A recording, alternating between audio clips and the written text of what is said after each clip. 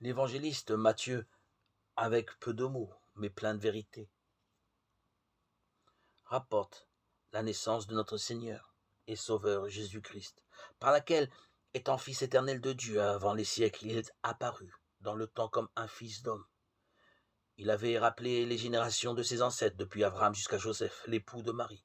Et certes, il convenait de toute façon que Dieu, puisqu'il voulait devenir homme par amour pour les hommes, ne naquit pas d'une autre que d'une vierge, et que lorsqu'il arriverait qu'une vierge enfanta, elle ne put procréer un autre fils que Dieu lui-même.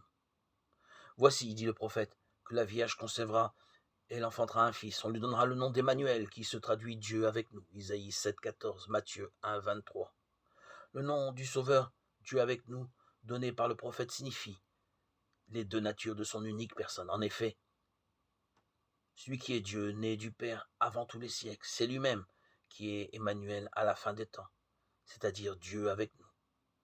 Il est devenu dans le sein de sa mère parce qu'il a daigné accepter la fragilité de notre nature dans l'unité de sa personne, quand le Verbe s'est fait chair et a habité parmi nous. Jean 1, 14.